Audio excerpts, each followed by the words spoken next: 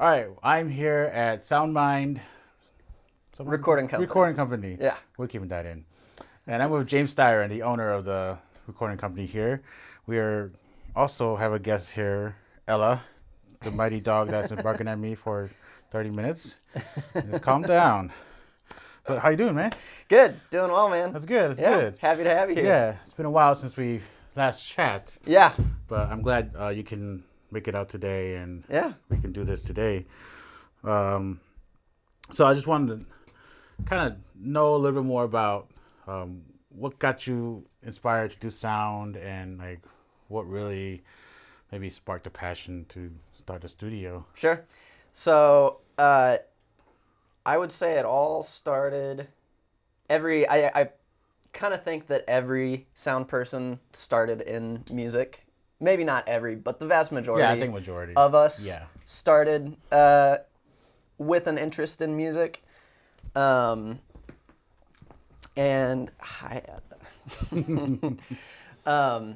so I picked up a guitar. Ella. Hey, let's relax. Will you lay down? Okay. You're showing off for the camera now. So I picked up a guitar when I was in junior high.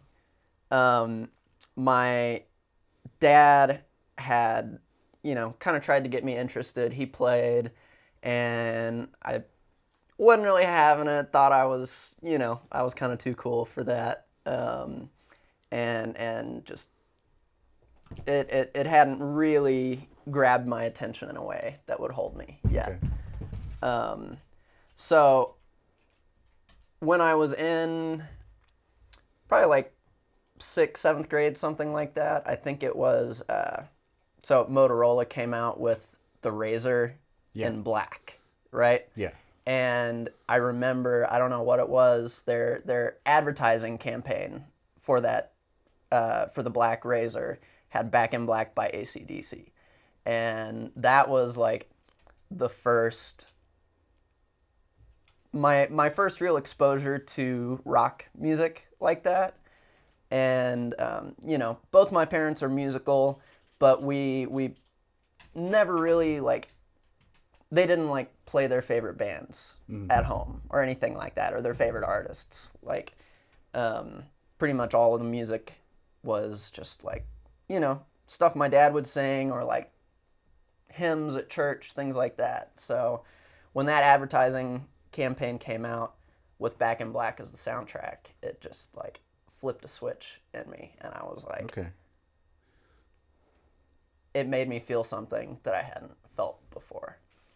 So that kind of sparked my interest into rock music, and it all started with, more classic rock like that, AC/DC and Aerosmith and Queen, and that Christmas after I first heard Back in Black, I, asked for a boombox and a couple of CDs and stuff, and that's kind of where the music interest started. And then shortly after that, I sort of discovered YouTube and the related videos bar on the side. Just kind of took my starting point, and it all spiderwebbed out from there. So that's when I finally decided, actually, I am interested in playing guitar. Okay.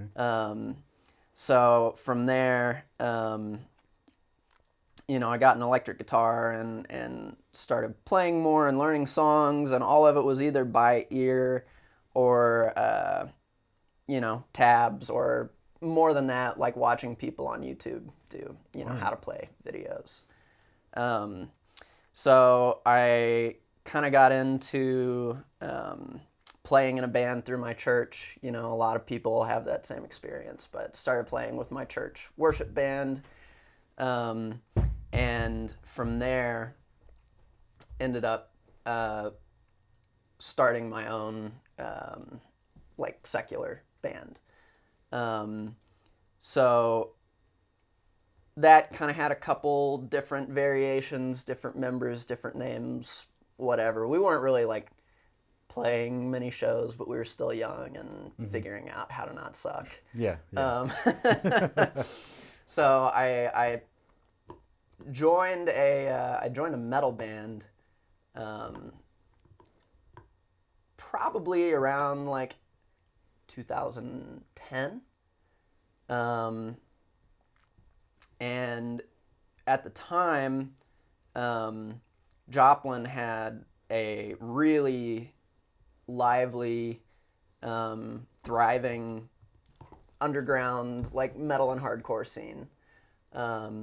So there's this particular venue called Solace on Main Street in Joplin that was like a DIY hardcore and punk kind of venue,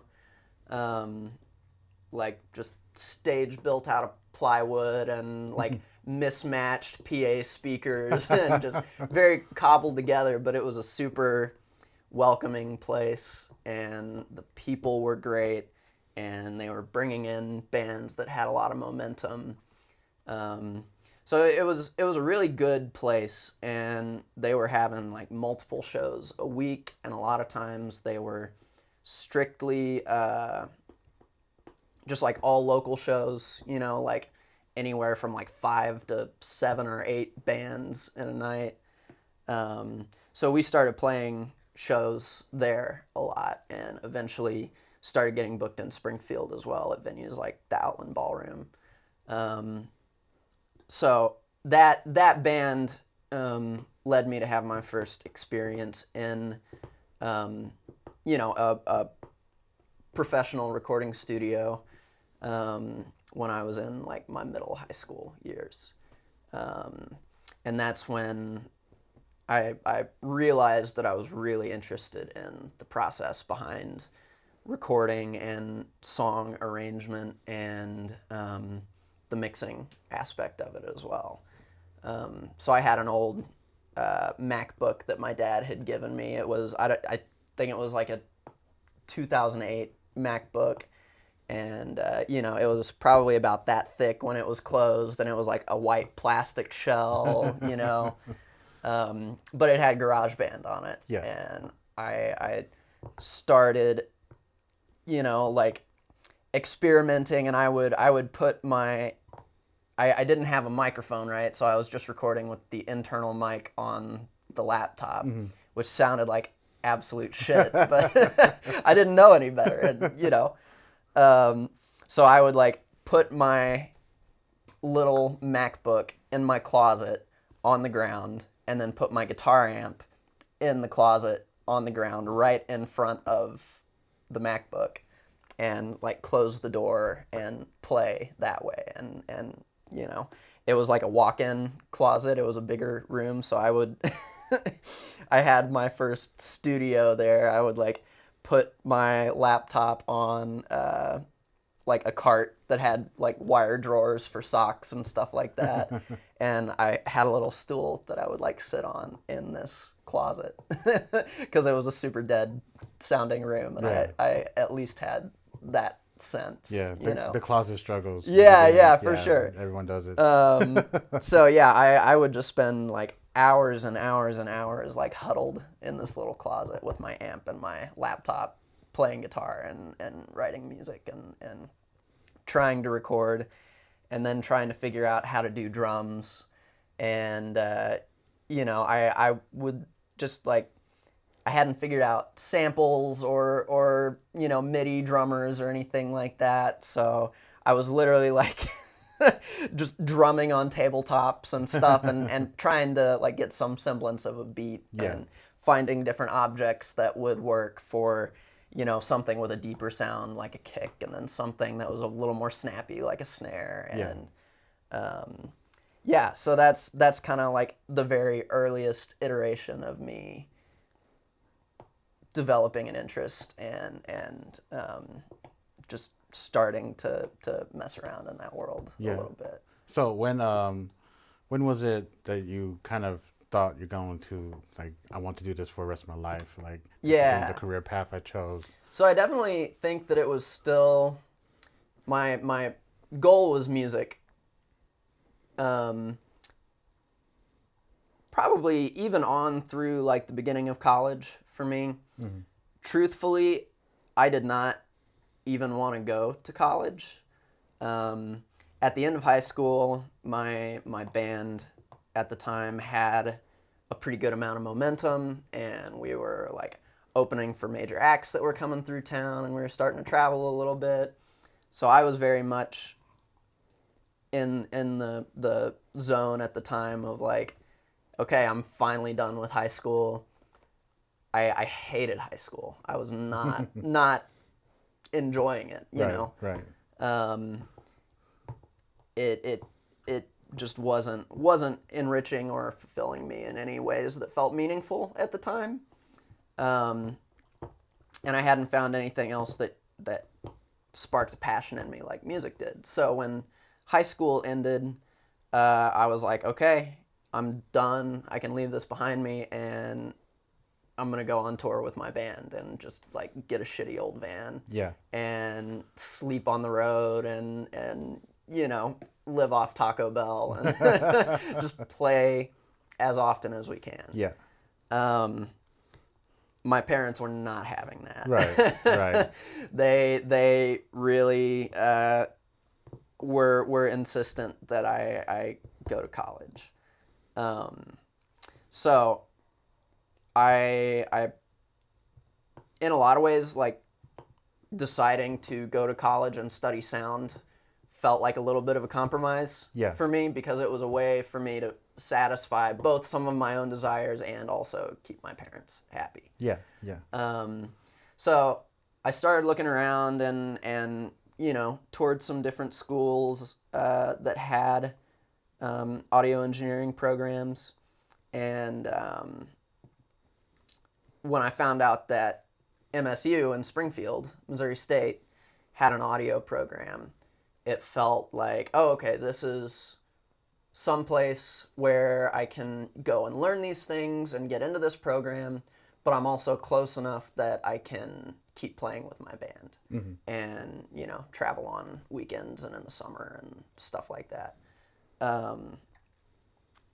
So yeah, I also think that when I toured Missouri State, you know, I met with the dean, Mark Biggs. Yeah, at the time, yeah. Mark Biggs, Yep. And I told him what I was interested in, and he was like, boy, do we have the program for you. And I said, great, sign me up. And got into the program. I was electronic arts bound, you know. So anyways, I got into the program and started, you know, taking my like general education prerequisite stuff along with some audio classes on the side. Yeah. But quickly realized that music production was about this much of the education I was getting. Yeah. It was not music focused at all. Yeah. Which I was unhappy about at the time. Yeah. But it didn't stop me. I kept going. I kept playing with my band. I kept writing my own music and YouTube University, you know, just deep diving into mixing and Logic and learning everything that I could on my own, while also going to school. And it was in that program that the whole concept of sound for film sort of dawned on me, or was introduced to me. It was just an area of sound that I had never really considered before. I always liked movies, but I wasn't necessarily like a huge TV person or anything. It wasn't necessarily like my first choice of activity. So I feel like I was in those audio classes, the sound for film classes, sort of as, you know, a requirement. I was still interested in it because it was still sound related, but it wasn't what I thought I would be focusing on. Right. And I honestly, I would say that outlook on it kind of continued all the way throughout college for me. I feel like it felt like, okay, this is sort of an interesting concept, and it's good to know that this exists in the world, but I don't think this is what I want to do. Like, I still want to be a music producer. Okay. So I graduated from college, got done with all that, and thought I would try to, that's really when I started trying to find local bands to work with and working with other people as opposed to just my own stuff. So that started very slowly. It was definitely not even anywhere close to an income that could sustain me in any way, like no matter how lean I was living. So got some, just regular 9-to-5 office job, and was still trying to hustle on the side and find people to work with. And, part of it too was that I still just wasn't that great at the time. I still had a lot to learn. Yeah. So I wasn't exactly attracting a lot of artists, and I had to support myself other ways. Right. So I also feel like it was sort of at that time that I'm like, oh, there might be a little more stability and financial security in more like commercial film work. So I started reaching out to local production companies. I the Lock and Stash guys I knew from college. One of them had been in the same program as me and met the other guys through him. And I started getting a job here or there, but it had never really been, I had never really been that focused on it in school. So I, of course, still had a lot to learn. And also just being on set is a completely different real world experience than anything that I got in my experience at Missouri State. Even if you're on set for a student film or something, it's just an entirely different world than being on like an actual commercial shoot. Yeah. So anyways, I kept doing that, kept meeting people, kept getting better, and over time that started to become a little more consistent, and I was still working with musicians as well. So it was right about, it was like summer of 2019. I'd been out of college for a couple of years and was feeling good about everything, and I was making about as much from my freelance work as I was from my day job, and I was like, okay, winter is typically a slower season for production, and I thought, let me just ride out this winter, get the first of the year over with, and then like spring 2020 is when I'm gonna quit my day job and go full-time freelance. And of course, COVID came along and shut absolutely everything down. Yeah. So I ended up staying at that day job for another year or something like that, and I ended up finding an opening out Color 10, one of our local TV stations, for an audio engineer. So I applied for that and got the job, and that was really my first.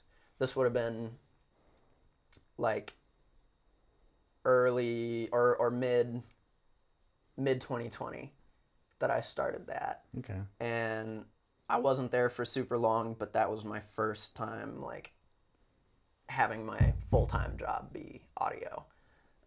So even though the job wasn't great, broadcast is not my thing. Yeah, broadcast is a different beast. It really is. But it was a step in the right direction, and I did still learn a lot from it. So while I was there, I kept freelancing, kept doing commercial shoots, short films whenever I could, and it was in April of April of 2021 that Colton with Invent Audio and Design offered to hire me on full time as a production sound mixer. So, Nice. and that's where I still am today. That's good. Nice. Yeah. You mentioned that you're kind of into the rock, right? Like the rock music genre. Yeah. Is that like all you want to do, or do you want to like eventually venture out a little bit if you're interested? I would say, generally speaking, like the rock and metal world is kind of like where I come from and where my roots still are, and what I personally enjoy the most. But really, I love all music, but particularly guitar-driven music. Okay. So I feel like most of the music that I work on these days is still in sort of the broader rock genre. But I've done a couple jazz records that I really enjoyed. Okay. I'm currently working with a country artist to produce an album. So yeah, I've worked on like hip hop and electronic before, and there's something that I enjoy in all of them. But definitely, I would say, electronic genres are probably what resonate least with me. Okay. We're like complete opposite then. Yeah, exactly. But yeah, I love music with instruments and the interaction between humans and the instruments they play. Yeah. So yeah, and I also one of my favorite elements of the whole thing is the capturing of a live performance, especially when you have a whole band playing together in the same space at the same time. It is a truly that's just music by definition. It's a truly unique moment in time every time that a song is performed by a group like that. Yeah. So I really, really, really love capturing moments like that. Yeah, I do like that as well.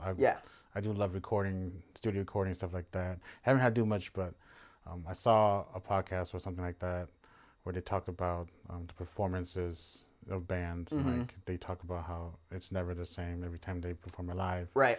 And I never thought about that until like I heard that, and I was like, that's kind of true, It is. Yeah. Even if it's a song the band has played 100 times before or 1,000, Yeah. And they're playing the same part in the same way. I really feel like every performance is going to be unique in some sense, and I think I was talking about the interaction between humans and the instruments they play, the fine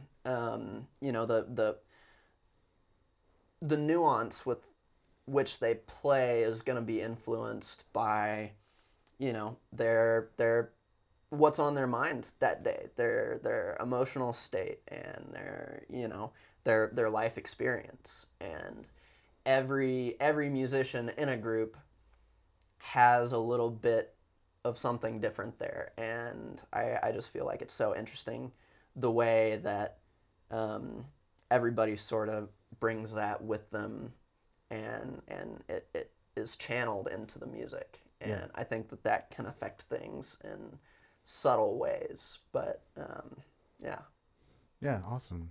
So you said you kind of got your hands into the film world. Do you still prefer the studio side recording, or the equal, or? I would say they're equal. they they work very different muscles and provide different forms of satisfaction for me. I think particularly production sound mixing, recording sound on a film set, is it's still creative, but in my mind, I look at it as being more about creative problem solving. Whereas music for me, recording in the studio or producing or helping a band, co-writing with a band, that's more about like the pure creativity for me. And I love the technical, the technical side of the creative problem solving. I love that as well. But they're very different. Yeah. Even though it's still microphones and sounds and all of this, I just feel like it's a different process, and they're kind of two totally different animals. Yeah. But yeah, I love them both, and I hope that I never have to stop doing either of them. That's good. That's good to hear. Yeah. Yeah. Yeah. Awesome. You grew up in the area, right? Yeah. Yeah, I did grow up near here. Okay. So did you choose to stay in Springfield to do this, or were you just kind of, I'm still here, so let's just do something? Yeah. I feel like maybe there was a subconscious element of it in deciding to stay here. I like you said, I grew up in the area about an hour away from Springfield, and moved here for college, and I've been here since, which I started college over 10 years ago, which is crazy to think about. But I've been in Springfield for like 10 or 11 years now. But yeah, I think that I never really thought I would stay in Springfield for as long as I have. I do think that COVID influenced that as well. Yeah. Because again, right as I was about ready to go full-time freelance and have more flexibility that would, let me think about relocating, that's when COVID came along, and everything came to a screeching, grinding halt. I also think that, a little more subconsciously, just in my experience with my band and the music scene in the area that I'd had, the experience with the music scene in the area that I'd had, I just know that there are a lot of really incredibly talented people here, and the creative community is one that has always been incredibly welcoming to me, and I've seen them, display or offer that same sense of welcoming to countless other people. So that's something that has always been incredibly attractive and just really attractive to me. And I have a huge amount of respect for the people here and the work that they do. And I think that even though it's not a place that people would immediately think of, I think that Springfield is a great place for creatives. In some ways, it was beneficial for me to stay here too, because playing in a band, we would meet other bands and make friends that way. And so when I transitioned more into wanting to record and produce music, I feel like I had contacts in that world already. I had friends who were in other bands who were still playing in bands. So that was another reason for me to stay around, and yeah. Yeah, the networking definitely is a thing. Yeah, that's why I've chosen not to really leave, because I don't know anyone if I leave, Right. So, yeah. Yeah. I've never had to do it before, but it feels like an incredibly daunting task to build a whole new network in a new place. Yeah. Totally.